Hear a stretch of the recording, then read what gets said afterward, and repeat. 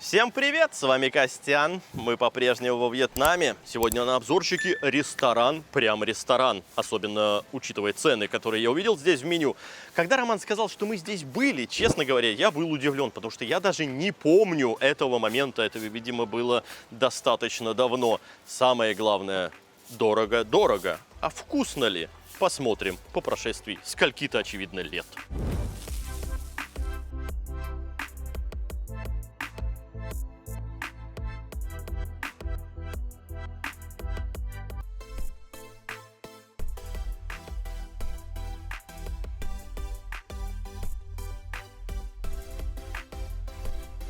Пока мы тут суть до дела, делали всякие подсъемки, нам уже и подъехало первое блюдо. Я назову это так, хотя заказывали мы это все по отдельности.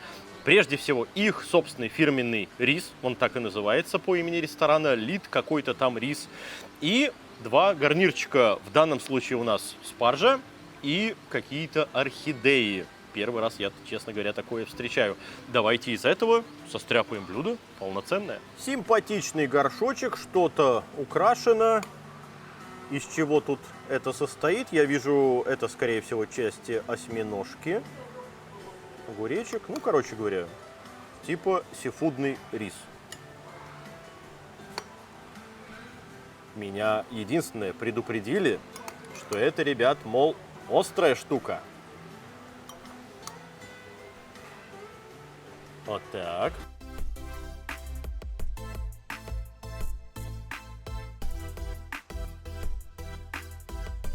Быстренько пройдемся по ценам. У нас гарнир по 99 тысяч донгов каждый, а сам рис 199. Таким образом, получается вот это количество, в общем-то, не то чтобы дешево, но нужно отметить, что это и далеко не на одного. Я бы так сказал, на 3 минимум человек. Если вот такие вот штуки делать, даже скорее на 4. Поэтому, вот ложечкой для начала резца и закусить спаржей.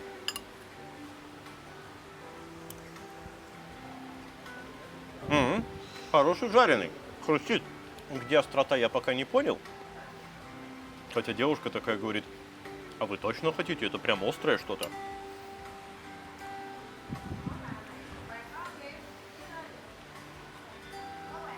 Морепродукты встречаются.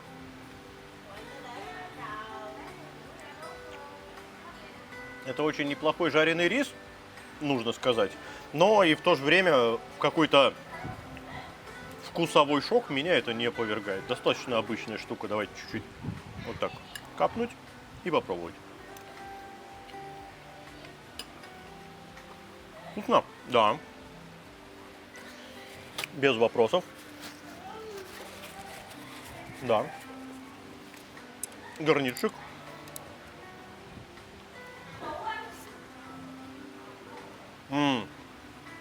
Отличная спаржа.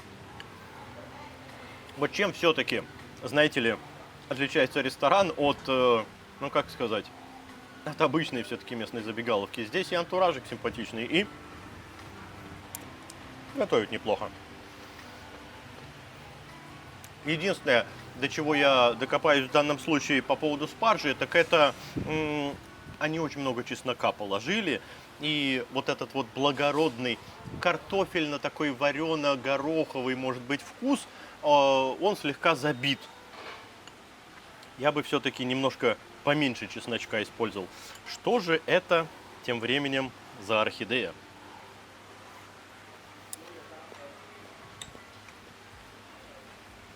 Я съел пучок свежескошенной травы. Других ощущений у меня нет. Впрочем, я и заказывал просто потому, что это, черт возьми, орхидея. Я такой, я первый раз это буду пробовать. Я с удовольствием решил это заказать, просто потому что этого никогда не было. И мне действительно интересно попробовать, что такое орхидея. Орхидея в данном случае, как всегда, вот здесь это появится название. На мой взгляд, опять же, это перевод, понимаете, там по-английски написано orchid, поэтому я и говорю орхидея. Трава, як трава, без всяких дополнительных вкусов, знаете ли, ну, просто с чесночком. А рис неплох. Да, конечно же, морепродукты в рисе, вы же понимаете, из заморозки. Они сухие. Но, на мой взгляд, в жареном рисе это не то, что простительно, а даже более чем простительно. Совершенно нормальное, хорошее блюдо. Единственное, что я скажу, вот, например, вот это блюдо, это четвертинка, допустим, от цены. Что у нас там получается? Раз. За 100 донгов, грубо говоря. Ну, за 100 донгов дороговато. Ну, впрочем, я не четверть этого съел и не четверть этого съел. Чуть-чуть дороговато. Но, вы знаете, приходишь в дорогое, красивое место, помимо дорогой еды, ты поглощаешь еще и глазами. Здесь то, что находится снаружи. Да, здесь красиво. Поехали далее. Да, Роман, конечно, сейчас все попробует. Мы просто быстренько и к следующему приступим. Следующее блюдо у нас уже подъехало. Это у нас кольца кальмара во фритюре. Роман, перед тем, как мы к ним приступим, как тебе, ну, собственно, предыдущее блюдо? Ну, овощи, как бы они вкусные всегда, когда приготовлены вот так вот с чесночком, это прикольно. А вот что касается риса, ну, везде, где хорошо умеют готовить жареный рис, его плюс-минус так же готовят. То есть чувствуется, что и рис не только что из пароварки, а он уже лежал, и чувствуется, что да, и взорванный рис вот этот хрустящий добавлен. Только даже в дорогих местах, когда рис вот жареный стоит в районе 120 тысяч, его раза в 2 больше, потому что его заказывают всегда на большую компанию, чтобы каждый мог себе положить. Ну а здесь, Если перевернуть вот это количество, это много, Ром. ну не знаю, я просто покопался ложкой вот этой, которая там лежала, и я бы сказал, что если бы я пришел голодный и захотел бы одним блюдом наесться, я бы в целом вот этим блюдом один и наелся. Вот, Но оно примерно 199 стоит. ну, в общем, я бы сказал, что все хорошо, просто чуть дороже, чем везде. Вот Ну, и в всё. целом, да, за вот такое заведение. Сидишь с приятной небольшой музычкой и действительно красивым окружением. Ладно, все хорошо, просто пока что ценник высоковат. А это вкусно. А это они молодцы. Слушайте, а я, признаться, не ожидал, что настолько классно и здорово приготовят кальмара. Дело в том, что кальмар в рисе, который у нас был, и кальмар вот этот, это разный кальмар. Абсолютно. Потому что это, ну, хороший, свежий. Он нежный, мягкий, с ним все в порядке. Я хочу еще кусочек.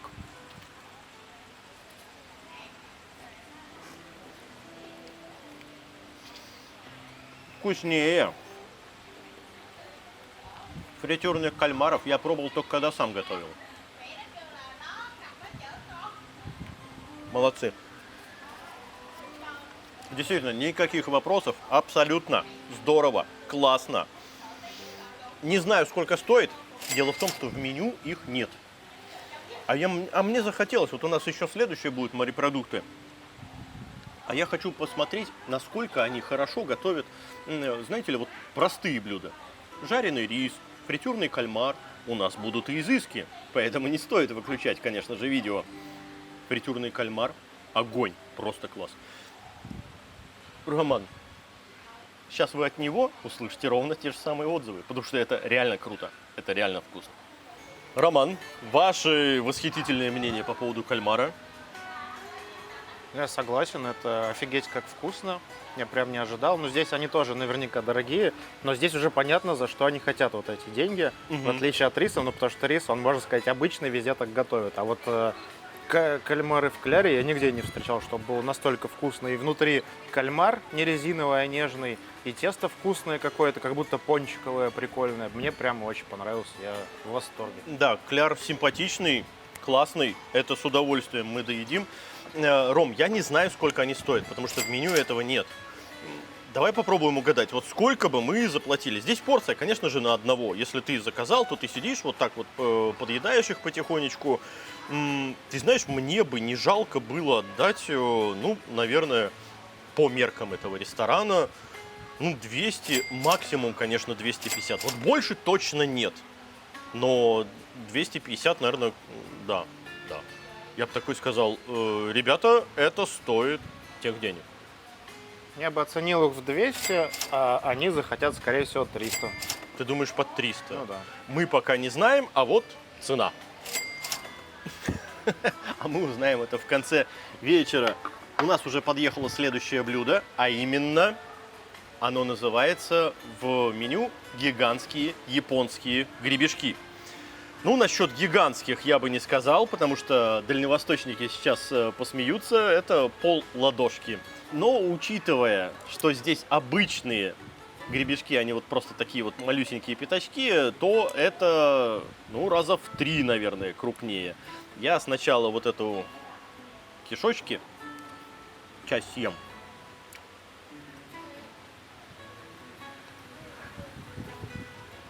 Чувствуете, что из заморозки. А эту часть, именно пятак, я, пожалуй, с лаймо-солевым соусом.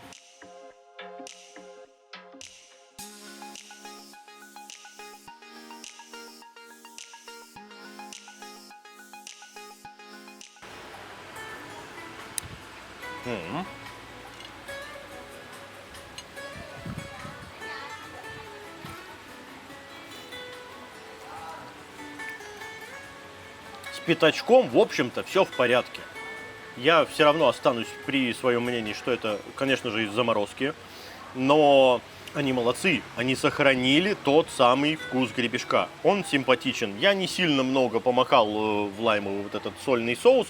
И да, вкусно. Сколько он за штучку, они поштучно здесь подаются, я, честно говоря, не помню. Но, по-моему, что-то в районе полтинничка. Сейчас найду. Да, 55 тысяч за одну штучку. Вы знаете, 55 это примерно как полкило вот этих малипусек, которые здесь продаются свежие. Но они свежие здесь с песком и прочим. Стоит ли это того здесь попробовать? Ну, человек, опять же, там, с Владивостока и прочего Востока скажет, ну, конечно, нет. У нас такие там пятаки продаются, там, замороженные, знаешь, там, с ладонь один пятак будет. Для них, конечно, нет. Для человека не такого искушенного в морепродуктах, например, меня, питерца, я могу сказать, что да, это вполне себе вкусно. Но не, может быть, объедаться именно вот такими вот вариантами, а заказать вот несколько штучек, чисто на пробу. Вкусно? Да, вопросов нет. Можно, как мы уже делали с Романом, заехать в специализированное здесь место, где продаются действительно гигантские, ну, на мой, опять же, взгляд, вот такого размера примерно гребешки, где и вот пятачок вот такой вот, но там и значительно дороже. Впрочем, там по одной, по две штучки съел, и все, ты наелся. Это потрясающе, здорово и классно. Кстати, вот обзорчик здесь на это место появится. Посмотрите, это, да, того стоит. Сейчас они работают немножко по-другому, потому что они внутри у себя в ресторане, не в ресторане, а в аквариумах ничего не готовят. Но ты можешь буквально там купить, перейти дорогу, и там тебе это все приготовят. А следующее блюдо, господа, у нас грильные ребра ягненка с солью и чили. Стоят они 389 тысяч за, очевидно, 2 ребрышка. Роман, хватай ребро. Блюдо выглядит неплохо, симпатично. Ценник, ну, самое главное, вкус. Сейчас узнаем. Ром, выбирай там, хватай любое. Что? Руками бери, ложку, конечно. ой, ножик с вилкой. А, ножик? Принеси нам ножик. Да, действительно. А может так куснуть? Ну, можно и так. Давай я это самое кусну, наверное, так. Вот, очень удобно и здорово. Та самая котлетка, филе миньон.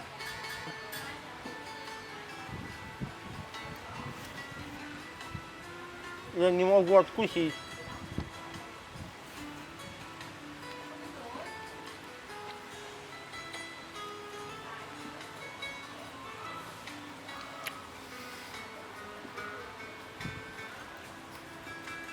Я с ней сроднился. Ножи принесли быстрее, чем я откусил. Ребят, я не смог откусить. Там, конечно, написано, что это не молодой, там никакой, этих уточнений нет. Это просто, значит, кусок барана. Ну, давай попробую вот этот с кусочками жилки прожевать.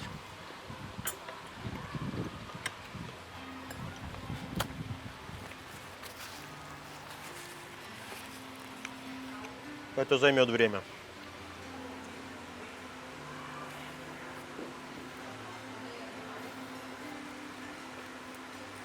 О! Он вообще, считай, не запеченный, он свежий. Держи. Вот это жесть. Не, я ничего против не имею чеснока, я люблю ядреность. Но, ребята, вы же подаете запеченный. Ой, как плохо. Само мясо, если абстрагироваться от жесткости, абстрагироваться от жилистости и практически невозможности не то что откусить, а прожевать даже отрезанный кусок мяса, я скажу следующее. По вкусу хорошо. Мне понравился кусок мяса. Что сказать? Я, конечно, картошку фри еще не попробовал. Давай с кетчупчиком. Это, кстати, не кетчуп, а чили соус. Картошка нормальная. Ребят, но с бараниной надо что-то делать. В данном случае, как я ко многим, в общем-то, ребрам имею претензию, что перед тем, как ее грилить, хорошо бы ее, знаете ли, там, ну, потушить, либо отварить, полчасика хотя бы. Лучше всего подольше. И в маленьком количестве воды, чтобы не сильно, значит, из нее вот эти соки убегали. Из этого нажористого, наваристого бульона, в общем-то, потому что если у тебя ресторан, ты на потоке можешь отваривать там многое количество, у тебя нажористый бульон получается. Можно соус потом сделать, который ты вот отдельно подашь к этому куску мяса. Это жестко, практически невозможно проживать. Жирок, да, хорошо, здорово. Но, на мой взгляд, цена не соответствует качеству здесь полностью. То есть, ну, у меня здоровые, слава богу, зубы, и мне не откусить. Ну, понимаете, не откусить. Это нужно вот так вот двумя руками отдирать. Вот не знаю, что Роман здесь скажет. Ну, по вкусу, да, мне тоже понравилось. Потом, когда я начал пытаться откусывать, вначале там, вот, где была кожа с жиром, там было вообще невозможно прогрызть. Потом, когда я добрался уже вот до того участка, где больше всего мяса, там я, конечно, откусил, но с очень большим усилием. И вспоминая такое же блюдо вот в Чайхане мы пробовали, я понимаю, насколько оно может быть нежным, легко откусываемым. И здесь, конечно, да, что-то у них пошло не по плану в этом случае. Я не знаю, что по плану или нет. В данном случае, скорее всего, все пошло именно по плану. Но, не, знаешь, этот план не совпал с нашим, с тобой. Я не знаю. Были бы блюда подешевле, я бы, может, и не бомбил бы так. Ну, я бы сказал, ну, ребят, ну, за 100 донгов одно там ребро, окей. Ну, здесь 200 донгов за одно ребро. Это все-таки баранина. Конечно же, импортное мясо. Здесь баранов не выращивают. Это откуда-то привезено. Соответственно, это в заморозке. Вот вы взяли, разморозили его, просто кинули на гриль, соусом неплохим, интересным смазали, там все хорошо, по соли все тоже здорово. Но, черт побери, надо все-таки это дело подготавливать. Это вот все предыдущее вроде как нормально, а это далеко не ресторанный уровень, к сожалению. Ну и отдельно хочется коснуться, конечно же, чесночка. Вы же все прекрасно знаете, что вот такую головку подают запеченный чеснок. И я, когда вот выковыривал, тоже думал, вот здесь вот запеченные дольки, знаете, пюрешка такая, чтобы была. Это просто сырой чеснок, который сверху, вот, я не знаю, там, 10 минут, или, скорее всего, это просто на сковородке, вот так вот обжарено 5 минут, или вот там на гриле, там, те же самые 5 минут побыл. Ну, это сырой чеснок. короче говоря, со всей борзотой, со всеми делами, которые вот ему присущи. Зачем вот это подавать, не знаю. Ну, подайте просто кусочки чеснока, которые здесь точно так же часто встречаются. Да, ну человек тогда понимает, что это сырой чеснок. Картошечка, салат, Господь бы с ними. С точки зрения антуража блюда, хорошо, здорово. Только самое главное это облажались. Вы знаете, больше всего мне здесь понравилось то, как ресторан выглядит. Это действительно классное, симпатичное местечко. Тихонькая музыка, ну иногда с кухни там всякие блендеры, звуки доносятся, но это не самое страшное. Что же касается еды, в данном случае могу сказать так. Ну, главное блюдо полный провал. Потому что, на мой взгляд, вот эта вот нежная, филейная часть барана, ну, пускай это даже не ягненок, пускай будет баран, ну, все равно делайте ее тогда помягче. Ну, делайте поправку на то мясо, которое вы готовите, чтобы оно было удобоваримо. Потому что я практически уверен, ну, подай вот это шефу самому, который приготовил вот это, и скажи ему, съешь. Ну, ты, типа, комфортно себя чувствуешь, когда ты вот должен отгрызать вот это вот с усилием? Я не уверен. Тогда какого черта это подается гостям? Я не очень понял. С точки зрения остальных же блюд, ну, гребешки так себе, но они из заморозки. Ладно, я попросил их на пару приготовить. Можно было бы действительно их как-нибудь и покрасивее сделать, но дело в том, что у них вторая альтернатива, это просто под сыром. И здесь под сыром не стоит заказывать. Нигде во Вьетнаме, я имею в виду. Ну и, конечно же, что меня неожиданно здесь приятно удивило, это то, чего нет в меню, понимаете? А именно кольца кальмара во фритюре. То есть то самое лучшее, на мой взгляд, блюдо и по качеству, и по вкусу. Но его не было в меню. Я его просто придумал для того, что мне захотелось морепродуктика, посмотреть, как они сделают здесь барное что-то. Понимаете? Ну, немножко странно. В целом же, конечно, этим набором блюд, которые мы сегодня попробовали, меню не ограничивается. Это самое главное. Здесь есть и сашими, и салат с лососем. Да, и сашими, конечно, с лососем и прочее, и прочее. Так что здесь достаточно много. Стейк из лосося. Ну, короче говоря, меню обширное. Мы попробовали частичку его. Не помню, что мы пробовали в прошлый раз. На мой взгляд, сюда стоит все-таки заехать хотя бы вот за антуражиком. Потому что это красиво, ты сидишь снаружи, тебе тепло, ты во Вьетнаме и в уютной обстановке. А с блюдами можно поэкспериментировать в меню. Ну а с вами был Константин. Для подписчиков Костян. Всем пока. А еще, может быть, если вы это видите, в конце будет мнение по поводу цены. Постскриптумчик. Да, господа, и все-таки без постскриптума здесь не обойтись. А именно, мы когда заказывали кальмаров, соответственно, вернее, обсуждали их стоимость, я сказал так, 200-250 край я бы за таких хороших кальмаров, действительно вкусных, заплатил. На что Рома, насколько я помню, прокомментировал, так что да, 200 хорошая цена, но они попросят 300. А они попросили 389. Ну, считай 400. Короче говоря, оверпрайс. Но в данном случае хотя бы вкусный оверпрайс. Чего не сказать про барана. По итогу 1,5 ляма нам обошлось все это действо. В целом, если ты пришел со своей второй половинкой поужинать, то вроде как и не особо дорого. А тех блюд, которые мы сегодня заказали, вполне себе наесться, конечно же. Ну, рисец мы с собой забрали, там и тех же самых кальмаров, конечно, домой. Поэтому, знаете, да, если бы все было при этом однозначно вкусно. Хромает кое-где. Спасибо вам. А эту часть, именно питак, я, пожалуй, с лаймо-солевым соусом. А у нас легально теперь говорить с солевым соусом? В Питере особенно. Используй салфетки, Рома, ты извозишь весь стол.